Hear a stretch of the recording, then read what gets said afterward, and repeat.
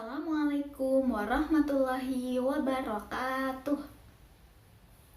Selamat pagi anak-anak. Bagaimana kabarnya anak-anak hari ini? Semoga anak-anak selalu dalam keadaan sehat ya. Ya, sebelum pembelajaran kita mulai, alangkah baiknya kita membaca doa bersama-sama dahulu, dilanjutkan dengan membaca Quran surat Al-Lahab. Abata. A'udzu billahi minasyaitonir rajim. Bismillahirrahmanirrahim. Raditu billahi rabba wa bil islami dina wa bi Muhammadin nabiyya wa rasula. Rabbi zidni ilma warzuqni fahma. Amin. Bismillahirrahmanirrahim. Tabbat yada abi lahabin wa tab. Ma aghna anhu maluhu wa ma kasab. Sayasla naron dzata lahab. Wa imra'atuhu hammalatal hatab. Fi jidha hablum mim masad. Selanjutnya anak-anak mengisi presensi terlebih dahulu dari link Google Form yang telah Ibu kirimkan melalui WhatsApp grup tadi. Ya, pada pagi hari ini bertemu lagi dengan Ibu Aulia dalam mata pelajaran Quran Hadis. Nah, pada pagi hari ini kita akan belajar tentang Al-Quran dan Hadis sebagai pedoman hidup. Nah, anak-anak, pada pagi hari ini kita akan belajar yang pertama mengenai materi pengertian Al-Quran dan Hadis. Dan yang kedua mengenai fungsi Al-Quran dan Hadis. Nah, tak lupa ya anak-anak, Ibu selalu mengingatkan anak-anak untuk tetap terus semangat dalam belajar. Meskipun pembelajaran daring seperti ini, tetapi anak-anak harus tetap selalu semangat. Dan juga Ibu selalu mengingatkan anak-anak untuk selalu mematuhi protokol kesehatan, yakni menerapkan 3M, seperti mencuci tangan dengan air yang mengalir, dan yang kedua memakai masker, dan yang ketiga menjaga jarak. Dan kita berdoa agar pandemi ini segera berakhir ya anak-anak. Tujuan pembelajaran pada pagi hari ini agar anak-anak mampu mendefinisikan pengertian Al-Quran dan Hadis. Selanjutnya, anak-anak mampu menyebutkan fungsi Al-Quran dan Hadis. Oke, kita masuk materi yang pertama, yaitu Al-Quran. Kita akan membahas mengenai pengertian Al-Quran terlebih dahulu. Nah, menurut cendekiawan Muslim, Quraisy Shihab berpendapat bahwa Al-Quran itu berasal dari kata kerja qiraah yang berarti membaca, dan kata dasarnya Quran yang berarti bacaan.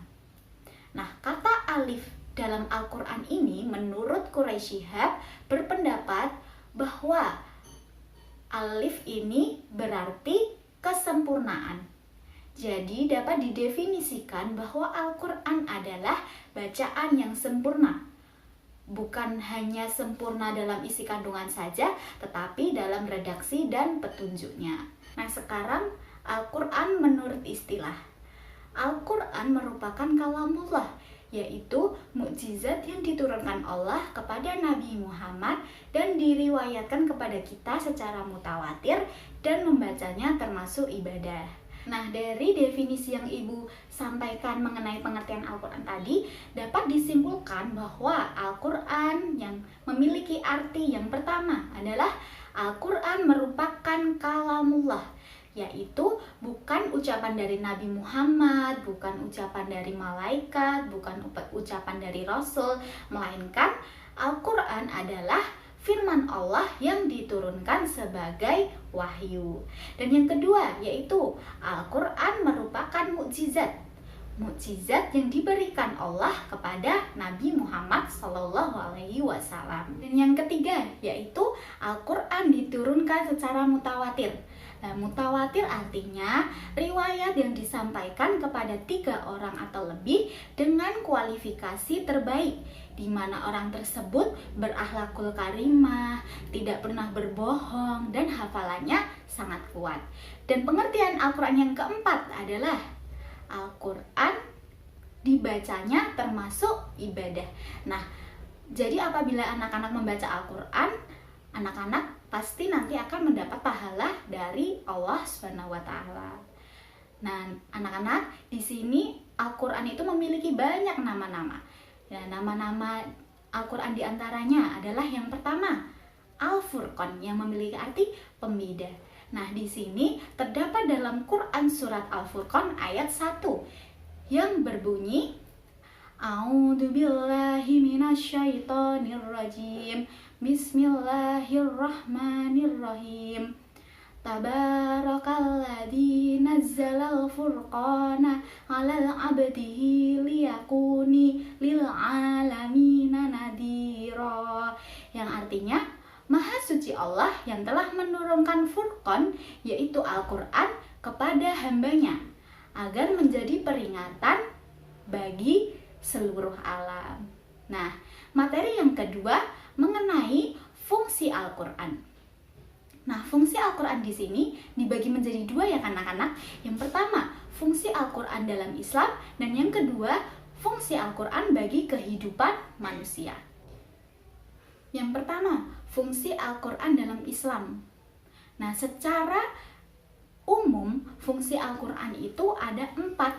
Yang pertama, Al-Quran sebagai sumber hukum Islam yang utama. Dan yang kedua, Al-Quran sebagai petunjuk hidup manusia. Dan yang ketiga, Al-Quran sebagai informan terhadap hal-hal yang tidak diketahui oleh akal.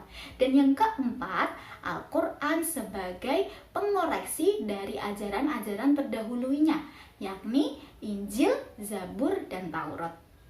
Nah, di sini anak-anak, mayoritas orang Islam sudah percaya kalau sumber hukum Islam itu ada 4. Yang pertama yaitu Al-Quran, dan yang kedua adalah hadis, dan yang ketiga adalah ijma, dan yang terakhir adalah qiyas. Nah, apabila kita dipertemukan dalam suatu masalah, yang harus kita cari yang pertama adalah di dalam Al-Quran. Nah, kalau di dalam Al-Quran itu sudah bertemu dengan hukumnya, maka hukum itu dapat dilaksanakan. Tetapi kalau di dalam Al-Quran itu belum ditemukan hukumnya, maka kita akan cari dalam hadis. Nah, jika dalam hadis itu sudah ditemukan hukumnya, maka hukum tersebut dapat dilaksanakan. Tetapi kalau di dalam hadis pun juga belum ditemukan hukumnya, maka kita akan cari ijma. Nah, ijma di sini adalah kesepakatan para ulama. Nah, jika di dalam ijma tersebut belum masih ditemukan, maka kita akan cari ke dalam qiyas. Nah, qiyas di sini adalah menentukan hukum, di mana menentukan hukum ini harus selalu didasarkan pada Al-Quran dan hadis ya anak-anak. Jadi, yang terakhir dapat kita cari melalui qiyas. Nah, selanjutnya fungsi Al-Quran yang kedua yaitu bagi kehidupan manusia. Nah, fungsi Al-Quran di sini bisa dilihat dari nama-nama lain Al-Quran. Tadi Ibu sudah singgung nama lain dari Al-Quran ya anak-anak. Nah, kita akan bahas lagi. Nah, fungsi-fungsi Al-Quran ini terdapat dalam nama-nama Al-Quran. Yang pertama adalah Al-Huda, yang berarti petunjuk. Nah, di sini Al-Quran itu menjadi petunjuk bagi kehidupan manusia yang ditunjukkan dalam Quran Surat Al-Baqarah ayat 185, yaitu diperuntukkan kepada orang-orang yang bertakwa. Dan yang kedua terdapat dalam Quran Surat Al-Baqarah ayat 2, yakni diperuntukkan kepada orang-orang yang beriman. Nah, selain itu nama lain Al-Quran yang kedua adalah Al-Furqan atau pembeda. Nah, di sini fungsinya Al-Quran adalah sebagai pembeda antara hak dan yang batil, antara yang benar dan yang salah, antara yang boleh dilakukan dan tidak boleh dilakukan. Begitu ya anak-anak. Kita masuk ke dalam materi yang kedua, yakni hadis. Kita akan membahas mengenai yang pertama, mengenai pengertian hadis. Nah, hadis secara bahasa berarti baru atau tidak lama. Menurut para ulama, hadis merupakan sinonim dari sunnah, yaitu setiap sesuatu yang diriwayatkan kepada Nabi Muhammad, baik berupa perkataan, perbuatan, takrir, sifat, atau perjalanan sebelum sampai sesudah menjadi rasul.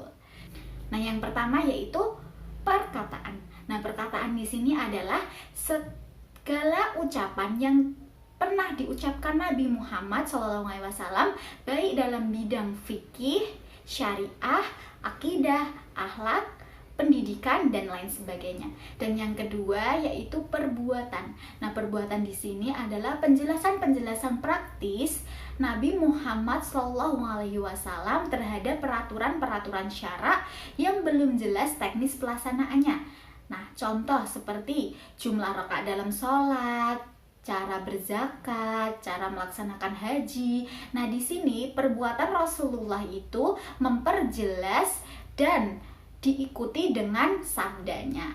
Dan yang ketiga yaitu takrir.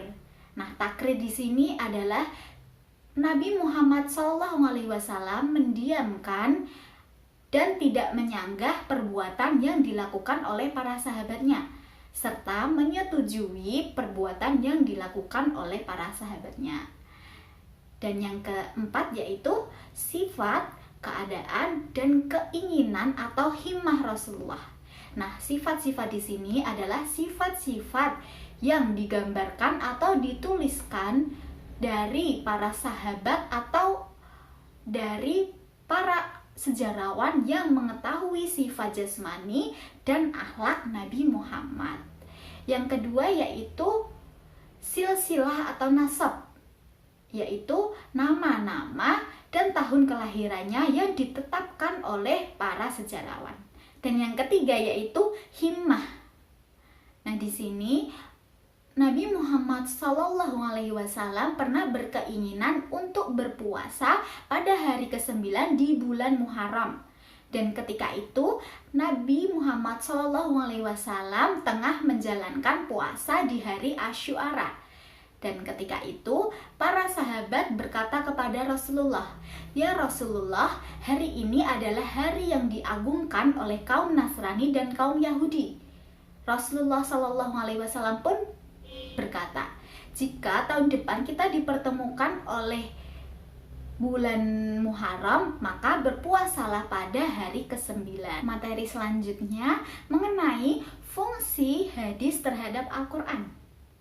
Nah, fungsi hadis terhadap Al-Quran ini terdiri dari 4 aspek ya anak-anak. Yang pertama adalah mengukuhkan atau menguatkan dan mempertegas hukum yang sudah terdapat dalam Al-Quran. Dalam hal ini, hadis mengulang perintah atau larangan yang sudah terdapat dalam Al-Quran. Misalnya, Allah memerintahkan untuk melaksanakan puasa. Nah, di dalam Al-Quran sendiri sudah sangat jelas perintah melaksanakan puasa yang terdapat dalam Quran surat Al-Baqarah ayat 183 yang berbunyi, "A'udzubillahi minasyaitonirrajim. Bismillahirrahmanirrahim. Ya ayyuhalladzina amanu kutiba alaikumusyamu kama kutiba alal ladzina min qablikum la'allakum tattaqun." Yang artinya, hai orang-orang yang beriman, diwajibkan atas kamu berpuasa sebagaimana diwajibkan orang-orang sebelum kamu agar kamu bertakwa. Nah, dalam hal ini hadis mempertegas perintah yang sudah terdapat dalam Al-Quran. Fungsi yang kedua yaitu menguraikan atau memperjelas dan memerinci ayat-ayat Al-Quran yang sifatnya global atau mujmal. Nah, di sini banyak ya anak-anak ayat-ayat di dalam Al-Quran itu yang sifatnya masih umum. Nah, contohnya Allah memerintahkan kepada kita untuk melaksanakan sholat. Nah, perintah melaksanakan sholat ini terdapat dalam Quran surat Al-Baqarah ayat 83. Dan terdapat dalam surat-surat lain dan ayat-ayat lain. Namun tidak ada satupun ayat di dalam Al-Quran yang menjelaskan bagaimana tata cara pelaksanaan sholat. Nah, di sini Rasulullah SAW langsung mencontohkan bagaimana tata cara sholat, sebagaimana sabda beliau yang berbunyi sholli kama ra'aitumuni usolli, yang artinya sholatlah kamu sebagaimana kalian melihat aku sholat. Fungsi yang ketiga yaitu mengadakan atau menetapkan hukum yang belum terdapat dalam Al-Quran. Nah, dalam hal ini, hukum yang ada itu merupakan produk dari hadis atau sunnah yang tidak ditunjukkan di dalam Al-Quran. Misalnya, haram memakan burung yang kukunya tajam, dan haram memakai emas dan sutra oleh kaum laki-laki.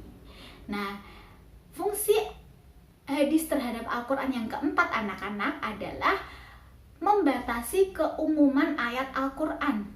Nah, di sini tadi kan Al-Quran itu ayat-ayatnya itu masih banyak yang sifatnya umum, belum ditunjukkan secara jelas mana untuk laki-laki, mana untuk perempuan, mana untuk anak kecil, untuk anak besar, dan lain sebagainya. Nah, di sini seperti contoh dalam Quran surat Al-Jumu'ah ayat 9, di mana Allah menyebutkan wajib melaksanakan sholat Jumat oleh kaum yang beriman. Nah, di sini kan sifatnya masih umum ya anak-anak, dan akhirnya Rasulullah SAW bersabda dalam sebuah hadisnya yang artinya Jumat adalah kewajiban bagi setiap muslim kecuali 4 orang, yakni 1 hamba sahaya, 2 perempuan, dan yang ketiga anak kecil, dan yang terakhir adalah orang sakit. Hadis riwayat Abu Daud. Nah, di sini Allah memerintahkan Nabi Muhammad untuk memperjelas ayat dari Al-Quran tersebut agar mudah dipahami oleh umatnya. Nah, dari penjelasan yang Ibu telah berikan tadi, semoga anak-anak paham ya. Namun, Ibu akan memperjelas lagi dengan memberikan kesimpulan. Nah, yang pertama, mengenai pengertian Al-Quran. Al-Quran adalah kalamullah, yaitu mukjizat yang diturunkan Allah kepada Nabi Muhammad dan diriwayatkan kepada kita secara mutawatir, dan membacanya termasuk ibadah. Selanjutnya, fungsi Al-Quran. Secara umum, fungsi Al-Quran yang pertama adalah Al-Quran sebagai sumber hukum Islam yang utama. Dan yang kedua, Al-Quran sebagai petunjuk hidup manusia. Nah, selanjutnya hadis. Hadis adalah segala sesuatu yang diriwayatkan dari Nabi Muhammad SAW, baik berupa perkataan, perbuatan, ketetapan, sifat, atau perjalanan sebelum dan sesudah beliau diutus menjadi Rasul. Selanjutnya, fungsi hadis terhadap Al-Quran. Nah, fungsi hadis terhadap Al-Quran ini terdiri dari 4 aspek. Yang pertama, menguatkan atau mengukuhkan dan mempertegas hukum yang sudah terdapat dalam Al-Quran. Dan yang kedua, memerinci ayat yang sifatnya masih global atau mujmal. Dan yang ketiga yaitu menetapkan atau mengadakan hukum yang belum terdapat dalam Al-Quran. Dan yang keempat adalah membatasi keumuman ayat Al-Quran. Nah, semoga anak-anak paham ya akan penjelasan yang Ibu berikan tadi. Nah, sebelum pembelajaran kita tutup, Ibu mau kasih tugas kepada anak-anak semua untuk mencari nama-nama lain dari Al-Quran. Minggu depan dikumpulkan sebelum pembelajaran kita mulai. Oke, karena waktu sudah habis, Ibu cukupkan pembelajaran kita pada pagi hari ini dengan mengucapkan hamdalah bersama-sama. Alhamdulillahirabbil alamin. Cukup sekian dari Ibu. Wassalamualaikum warahmatullahi wabarakatuh.